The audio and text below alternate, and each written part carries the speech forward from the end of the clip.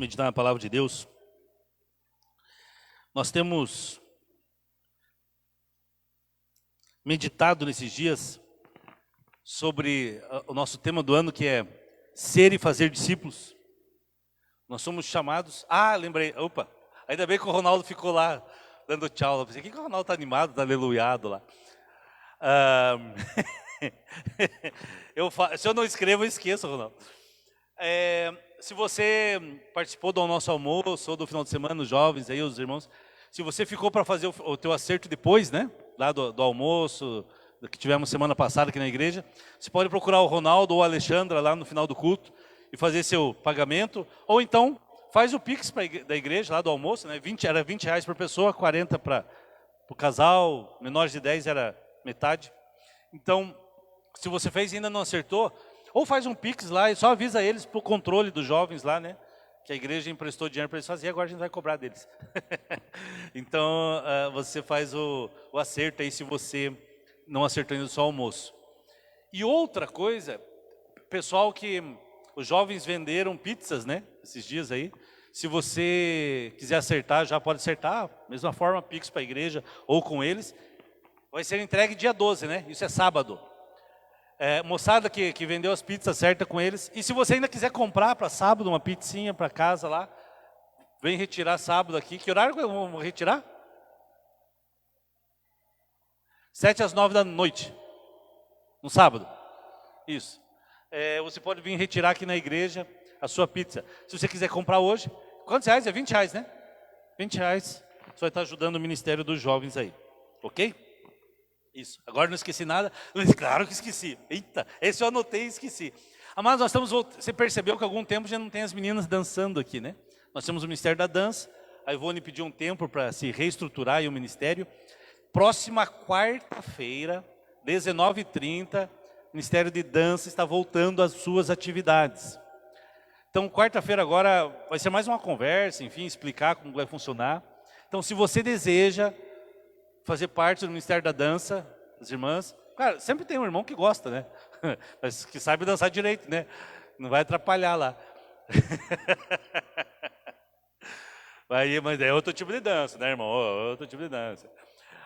Mas se você deseja fazer parte do Ministério da Dança, quarta-feira, a partir das 7h30 da noite, essa reunião aqui. A partir de 7 anos de idade. Então, assim, as meninas, as pequenas, gostam de dançar e tal, aí vão ser ensinados, vai ter apresentação, vai ter uma orientação. É uma forma de se envolver também, seu filho. Procura a Ivone, dá um tchauzinho, Ivone. Final do culto aí, se você quiser mais informações, ou então quarta-feira aqui, 7h30 da noite. Amém? Parabéns também para o José, que está tão elegantemente vestido hoje, porque é aniversário dele, né? Eu não vou cantar parabéns, que vai... Aí vocês vão, mas Deus te abençoe, José. E é hoje aniversário, né? Então ele vai... Cadê o bolo para nós? Dá um abraço no José. Parabéns, José, que Deus te abençoe, mano. Agora sim, nosso tema do ano tem sido ser e fazer discípulos. Entendemos que como igreja, como chamado do Senhor, Jesus não te chama apenas para ser salvo, para ser um convertido ao Evangelho. Ele te chama para ser discípulo de Jesus. Deus nos chama como igreja, não apenas para fazermos convertidos ao Senhor, mas para fazermos discípulos. O dia que você tomou a decisão de entregar sua vida a Jesus, que você se posicionou com Jesus, você estava não apenas recebendo a salvação, a presença do Senhor na sua vida, mas esse dia te fez um discípulo do Senhor. Um discípulo de Jesus. Um discípulo que tem um mestre, que é o Senhor Jesus, e vai reproduzir aquilo que recebeu dele na vida de outras pessoas. Pastor, mas eu não sabia que era isso. Se fosse um contrato, era aquela parte pequena das letrinhas, ó. Te explicando o que é ser discípulo. Estava lá no contrato. E nós já ministramos aqui algumas semanas atrás sobre duas características, duas marcas bem fortes de um discípulo de Jesus. A primeira é que um discípulo de Jesus é alguém que morreu para si mesmo. Diga assim, a primeira marca, eu vou repetir para você, para saber se você está prestando atenção e o som está chegando. A primeira marca de um discípulo de Jesus é morrer para si mesmo. Morrer para os seus sonhos, para as suas vontades, abrir mão de muita coisa. Ontem ainda falava com a Karina sobre isso. Às vezes nós temos que abrir mão de algo para receber esse algo. A Bíblia diz que se a semente de trigo não cair no chão e ela não morrer, ela fica só. Mas se ela cair no chão e morrer, aquela semente vai dar muito fruto. Abrir mão, morrer, morte de si mesmo é uma característica dos discípulos de Jesus. Se você é um discípulo de Jesus e fica simplesmente brigando por seu direito, tem que ser ouvido, você não entendeu nada. A segunda coisa, claro que tem alguns aspectos disso. A segunda característica e a marca de um discípulo é a capacidade de se reproduzir, de multiplicar. De não guardar para si mesmo aquilo que recebeu do Senhor, mas multiplicar na vida dos outros. Pastor, mas eu não sou chamado para ser um pastor, um evangelista, um ministro. Todos nós temos algo a dar. Pastor, eu não sei nem falar direito, mas você sabe abraçar, você tem ouvidos para ouvir, você tem algo do Senhor na sua vida que Deus quer que você reproduza na vida de outros. Então não tem como ser discípulo de Jesus se eu não morrer para mim mesmo e se eu não reproduzir o caráter de Cristo na vida de outros. E muitas pessoas dizem que elas têm experimentado essa morte de si mesmo. Não, eu morri para mim mesmo já, eu estou vivendo uma vida totalmente consagrada a Jesus.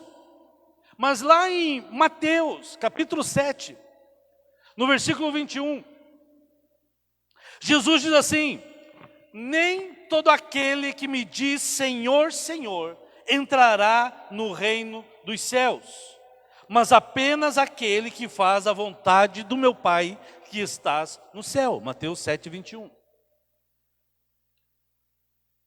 Jesus disse, olha, você pode dizer Senhor, Senhor, mas um dia você vai entrar no reino dos céus e aí vai chegar lá e eu sei, mas eu sempre clamei ao Senhor, o Senhor diz, não. Aquele que faz a vontade, entrará no reino dos céus, aquele que faz a vontade do Senhor. Eu lembro que um tempo atrás, meus irmãos são engenheiros civis, minha irmã mais velha engenheiro civil, eu fiz engenharia civil, mas não terminei, né? Fugi no final, fui fazer teologia. E meus outros dois irmãos mais novos, o Pablo e o Jean, são engenheiros também, civil. Todo mundo. Meu pai queria ser engenheiro civil, não conseguiu, que casou e tal, né? Estudou por conta, meu pai é um engenheiro na prática, e é mesmo, fazia projetos, os outros assinavam. Deve estar vendo, se ele não tiver, ele vê depois. E eu acho que ele tanto queria ser, que ele fez todos os filhos serem engenheiro. Fazer engenharia. Ele brinca que eu falei, mas eu fugi, né? Ele falou, não, mas você edifica vidas. E aí me consola um pouco, né? O Fábio Castro que diz, né, que a grande frustração da minha vida é não ter terminado engenharia, e eu acho que é mesmo. Mas enfim, meu irmão, o caçulinho, o Jean, está morando em Foz do Iguaçu hoje. O Jean, engenheiro civil, estava trabalhando lá em Ponta Grossa, uma construtora de um amigo dele. E ele tem uma experiência interessante que fala muito sobre, nós percebemos essa questão de identidade. Eu lembrei ontem dessa história dele. Meu irmão é engenheiro, estava numa obra, num condomínio grande de prédios, fazendo lá em Ponta Grossa. E aí tinha uma pedra que eles estavam usando para revestir o pavimento, lá algumas áreas externas do condomínio. E era tipo aquelas lascas de pedra, não sei qual que é a rocha e tal. E vinha lotes, né? E de repente ele falou que os pedreiros estavam assentando e ele olhou e viu o negócio brilhar.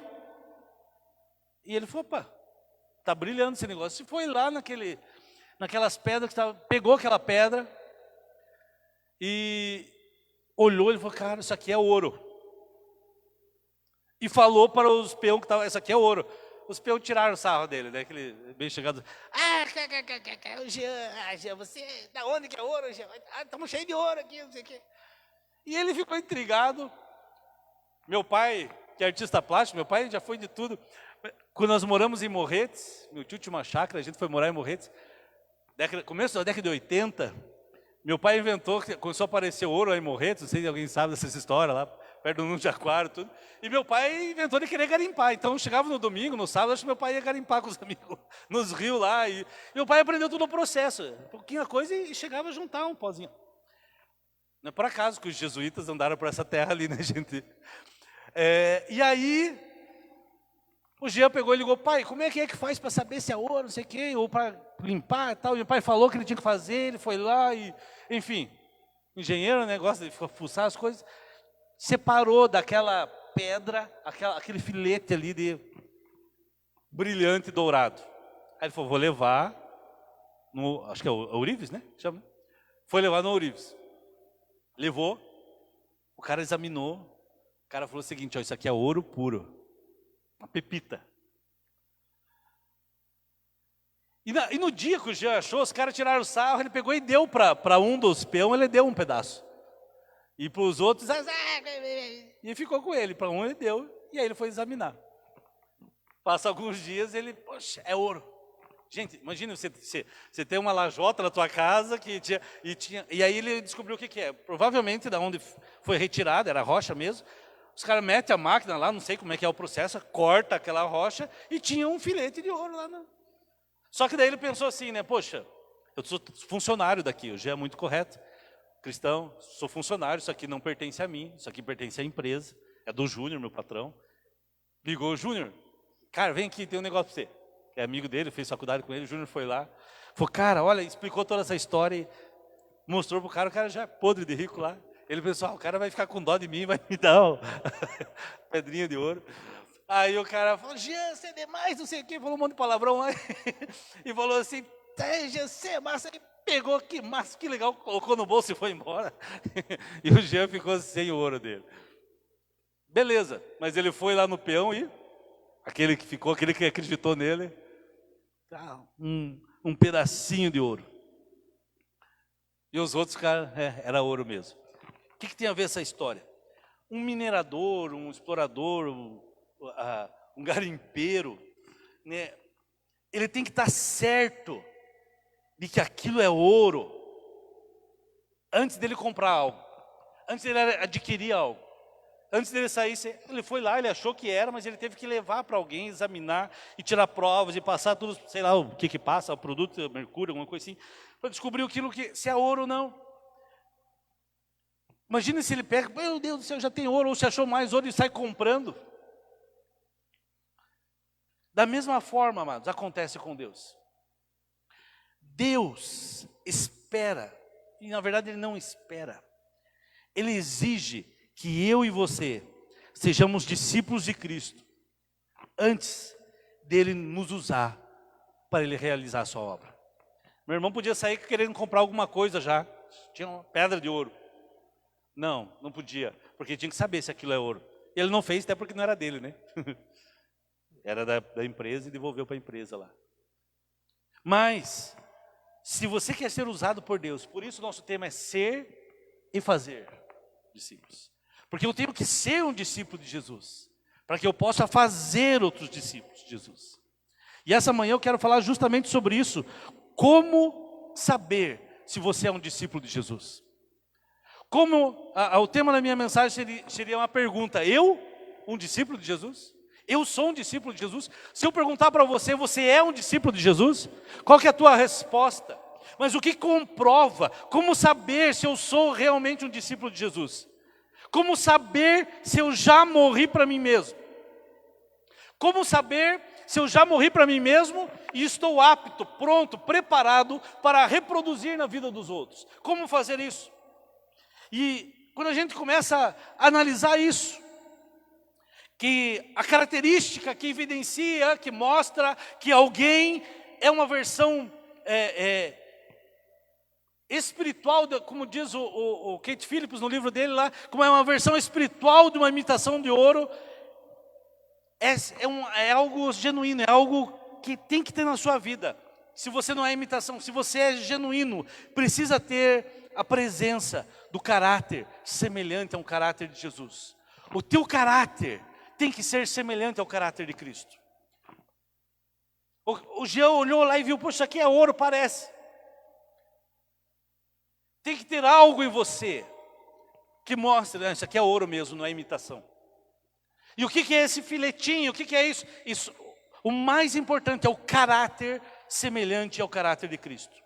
Porque se o caráter de Cristo estiver faltando em você, você ainda não morreu para si mesmo. Ainda você não está preparado para reproduzir. E vale a pena até a gente pensar, outra hora ministrar sobre isso, o que é o caráter de Cristo, né?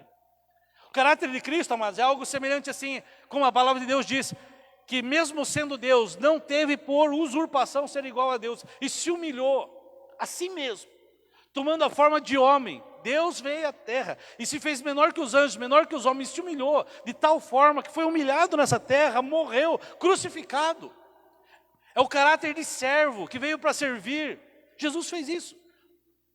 Olhar para Jesus, para o caráter dele. E se o caráter dele estiver faltando em você, você ainda não morreu. Opa, você não está preparado ainda para fazer discípulos. Você ainda não é um discípulo. E nós precisamos crer num fato. Que o seu caráter, meu irmão, é mais importante que a sua capacidade e que suas habilidades. O nosso caráter, diga assim, o meu caráter é mais importante que as minhas capacidades e as minhas habilidades. Amados, falar isso parece incomum aí fora no mundo. As pessoas estão procurando habilidades e pessoas capazes. Talvez você está num lugar, no reino, a gente está falando do reino de Deus aqui. Tem muitas mais pessoas capazes do que nós, mais habilidosas do que nós. Mas o que importa no reino, mais importante, isso é importante, mas não é o mais importante. Deus não nos escolhe pela nossa capacidade, mas o caráter de Cristo em nós.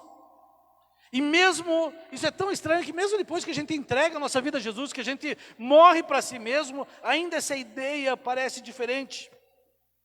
Quantas vezes nós já vimos lugares, pessoas, igrejas, pregadores, pastores, que usam artifícios para tocar pessoas. A pessoa fala, usa as emoções. Deus nos criou com as emoções, isso aí eu acho que faz parte. Mas às vezes usa uma tática emocional para fazer a pessoa tomar decisões. Porque tem tanto mau exemplo aí de gente explorando através, né, a fé dos outros, arrancando dinheiro das pessoas. Por quê? Porque usam táticas. E leva a pessoa a aceitar Jesus. Quantas vezes nós já vimos, né, lugares que você faz os apelos, e não tem nada contra fazer apelo, apesar de trabalhar um pouco diferente. Mas daí você pode fazer apelos, por exemplo, que induzem as pessoas, explorar a congregação. Tem gente que quase está dizendo assim, se você seguir Jesus, está fazendo um favor para ele. Né? Ou fazem artimanhas para que as pessoas atendam. Ou igrejas, ou situações, ministérios, e nós temos que cuidar para não ter isso, que atraem pessoas às suas reuniões com truques, com propaganda simplesmente, que prostituem o evangelho, que fazem concurso, que faz a festa, que faz não sei o quê, que faz aquilo outro. Tudo isso pode ser feito, mas como comunhão, mas não como atrair. O que atrai as pessoas é o evangelho de Cristo, é a mensagem de Cristo. Isso fala de uma mentalidade que valoriza habilidades, capacidades, feitos, realizações. Mas nós sabemos que só o Espírito Santo é que move as pessoas ao arrependimento. Só o Espírito Santo que move pessoas à confissão. Eu e você, como falei no início, somos chamados não para converter pessoas. Nosso chamado é para testemunhar. Isso não depende de nós temos só testemunhar. A conversão não cabe a nós.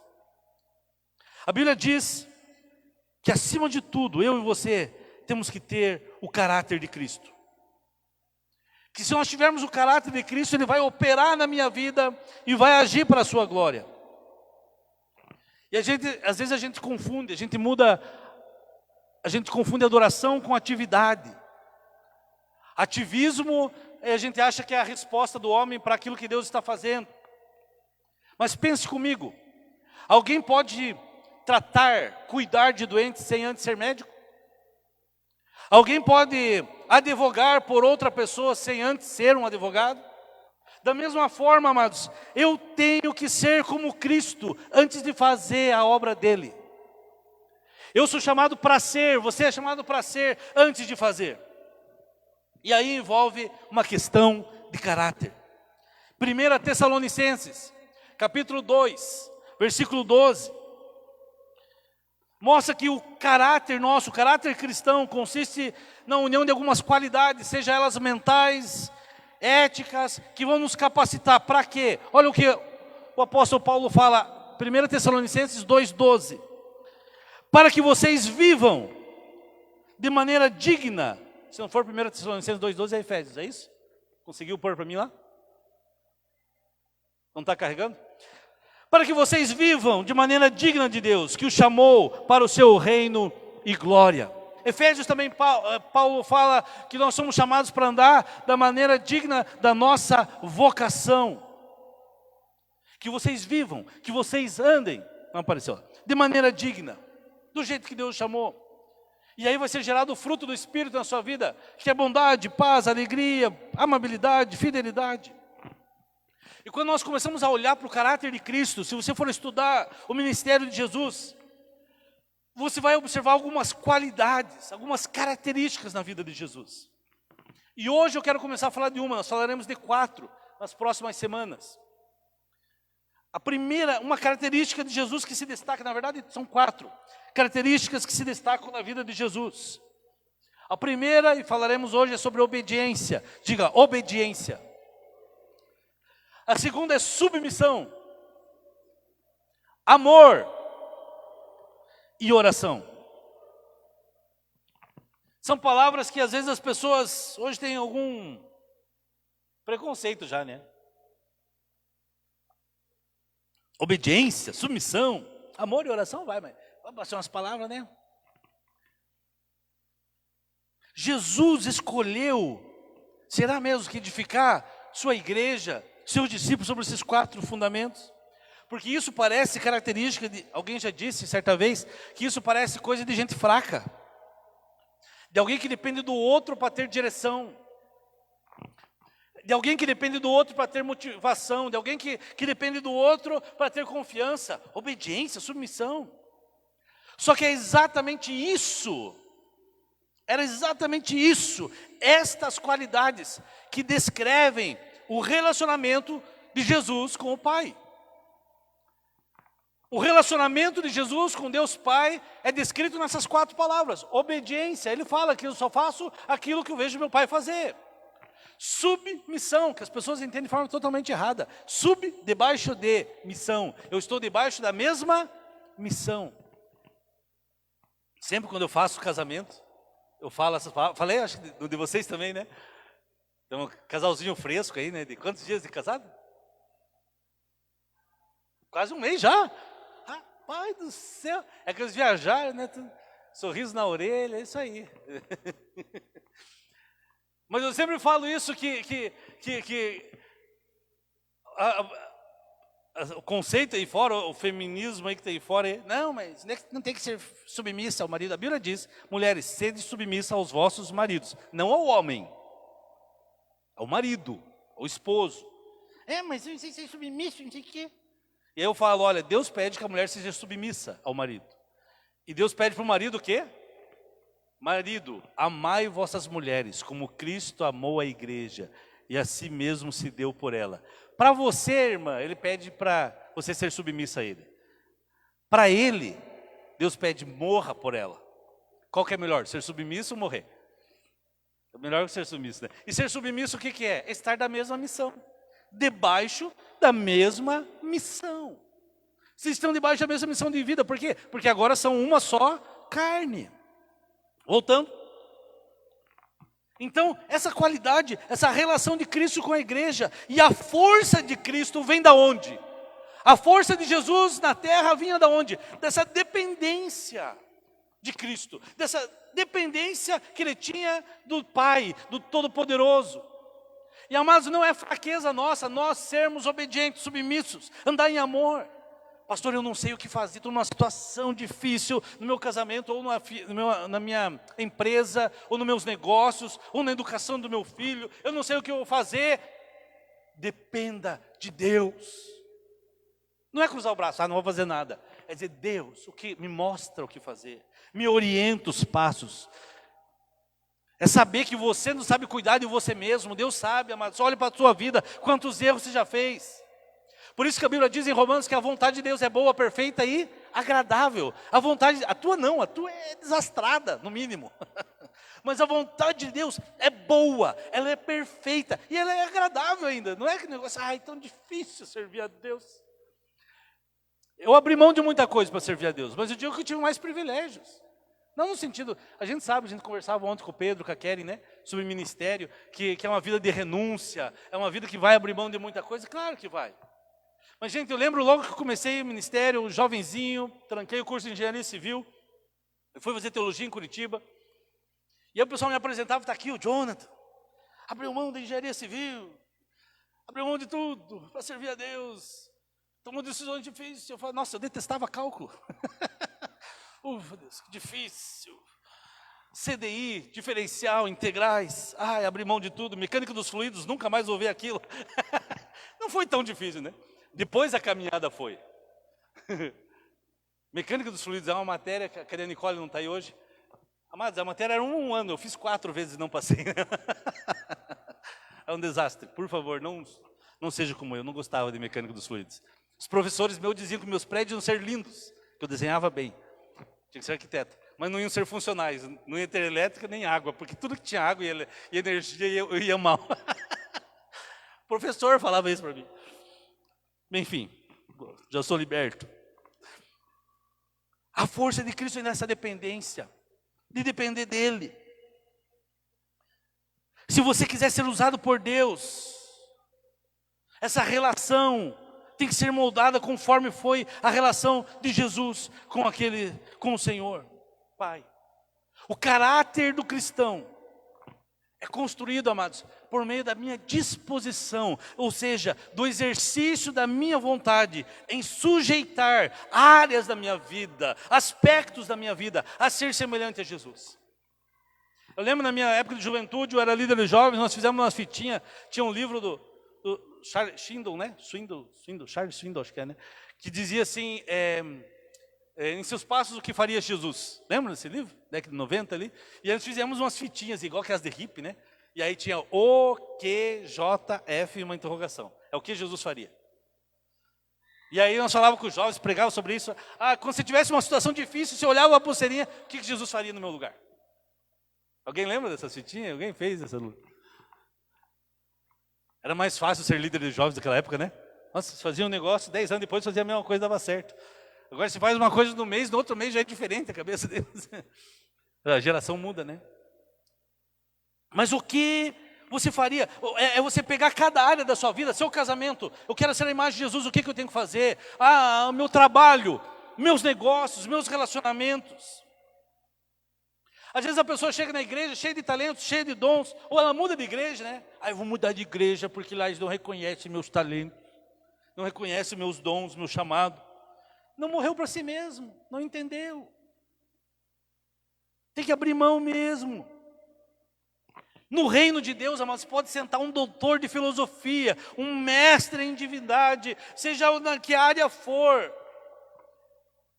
E seja um sapateiro, alguém letrado, talvez alguém analfabeto, um assistente social, seja um engenheiro, seja médico, seja farmacêutico, não importa a área, as pessoas estão iguais, porque nós não somos avaliados pelo aquilo que nós temos, é pelo nosso caráter. Todos nós procuramos fazer discípulos, mas primeiro nós temos que ser discípulos. Não é, né, de quantas estrelas tem no seu peito lá e a graduação espiritual que você tem, ou fora. Nós precisamos confiar no Senhor. Se alguém na terra teve motivos para encontrar segurança na reputação, nos dons, na capacidade, nas credenciais, este era Paulo. Paulo ele disse que tudo isso era lixo para ele, Filipenses 3:8. Ele fala que tudo isso era lixo, que a capacidade nada vale sem um caráter reto. Quantas pessoas capazes nós conhecemos, se não tiver um caráter reto? Gente, olha como o mundo é sujo, né? Essa guerra lá da Ucrânia, questão do Putin, né? O presidente da Rússia. Um mês atrás ele dizia, nós não vamos invadir a Rússia, a Ucrânia, nós não vamos invadir, é só exercício militar.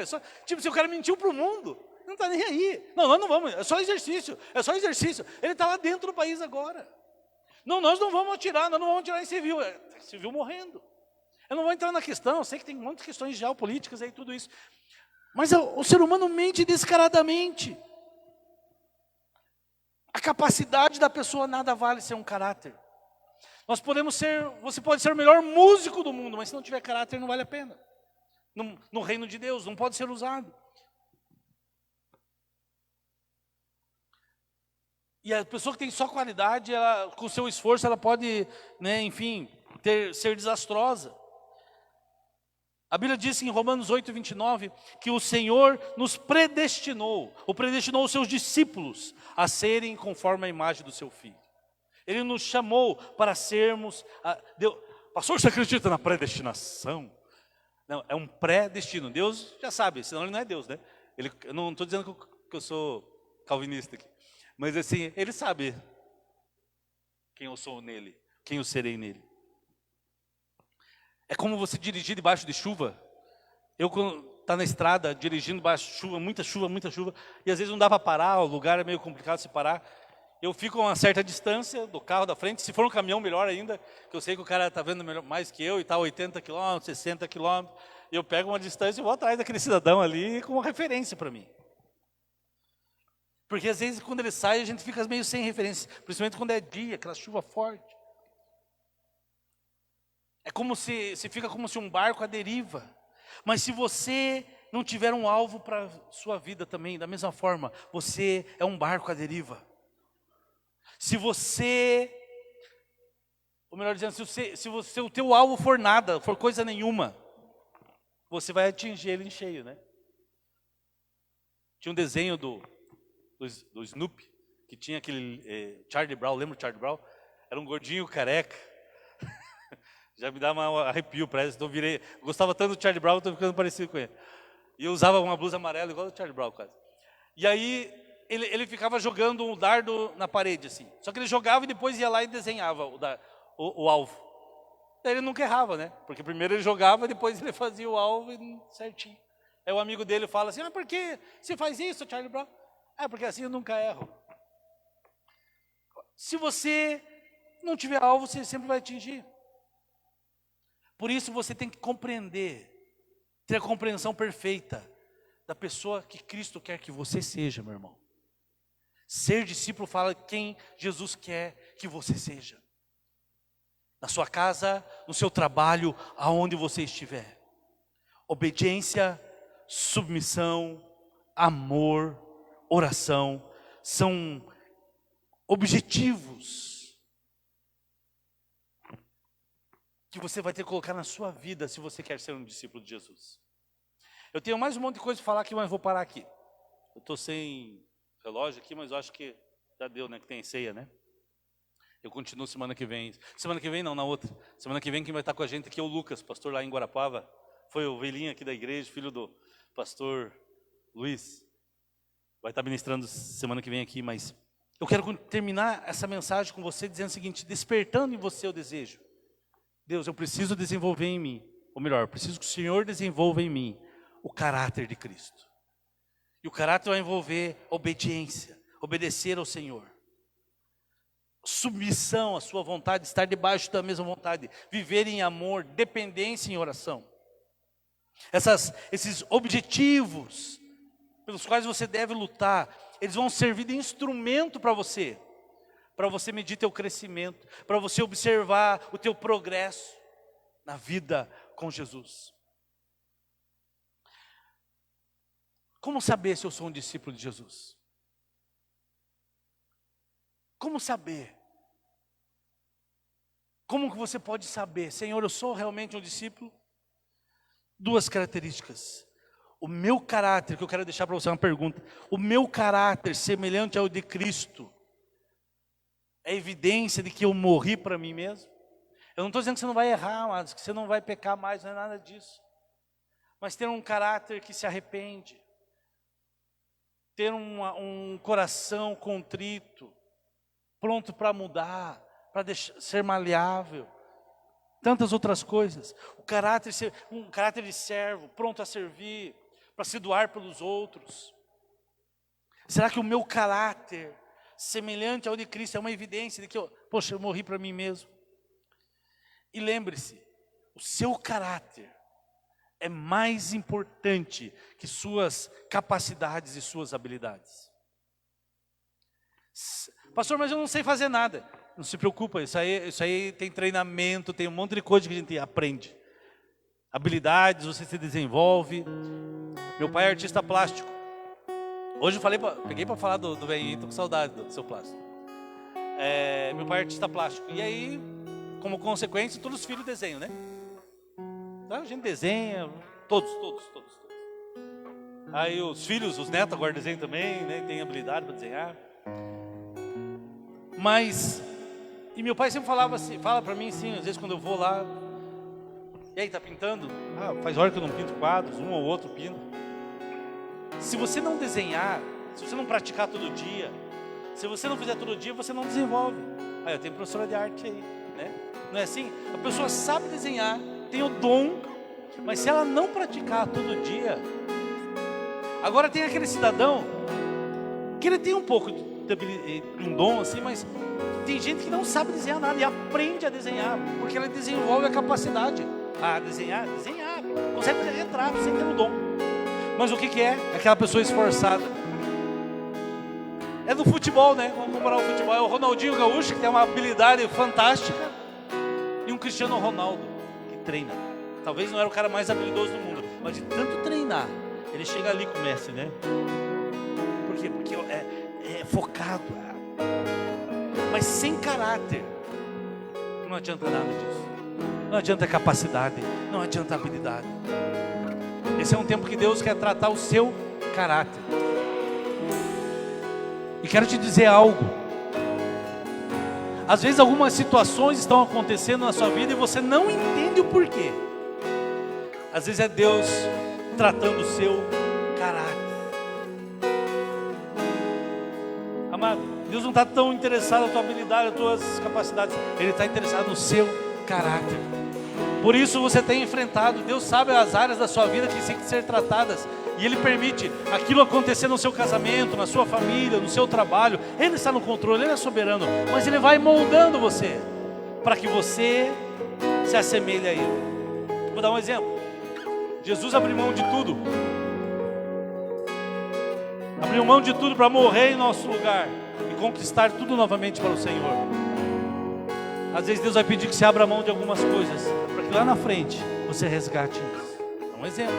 Se tornar caráter doador, de entrega, de servo. Eu quero te convidar a ficar em pé. Nós queremos orar essa manhã, despertar esse pensamento em você, que você discuta na tua célula, durante a semana você pense nisso, sobre ter o caráter de Cristo, um caráter semelhante ao de Cristo. E saber que o seu caráter é mais importante que suas habilidades e suas capacidades. Essa é a prova do que eu sou um discípulo. E depois, nas outras semanas, vamos meditar sobre obediência, submissão, todas essas coisas.